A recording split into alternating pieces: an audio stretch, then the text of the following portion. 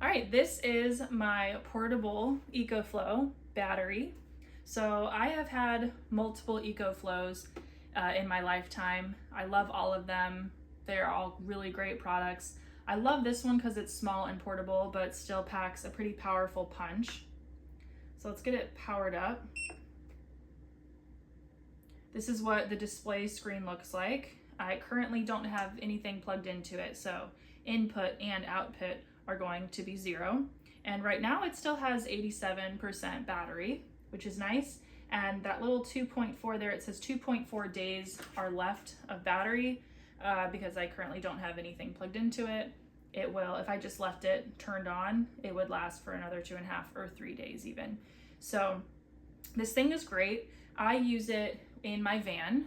I do van life for part of the year, and so I like to have batteries with me so that I can use all of my electronics and gadgets. So I have a mini fridge in the front of my van that I usually plug into this guy. Recently I went on a trip and I had the fridge plugged into this for about 3.5 days. I plugged in my phone to charge on here for the nighttime, and it did last me between 3 and 3.5 days off of just one charge, which was pretty good for powering a mini refrigerator. Now, I also have my larger EcoFlow, which I keep in the back of my van, and I use that to power my lights and my ceiling fan and some of my bigger electronics. Now, this thing is great. It has multiple ports here on the front. We have USB-C right here, and we have just regular USB right here, and then 6 regular outlets down here on the front. If I want to use those, I do have to turn the AC power on. I can also do USB on and off. So you do have to turn these components on, otherwise they're going to be off. So I'll turn those off, which is nice. With my bigger EcoFlows, like the Delta Pro, you do have to turn on AC or DC power, but you don't have to turn on the USB ports. Those are just always on and available. Now this one is really easy for me to lift. The Delta Pro is about 100 pounds, and this one I think is around 30, 35 pounds, something like that. So it's much more manageable for me to carry around. I actually need a second person to help me with the Delta Pro, so that's another great thing about this.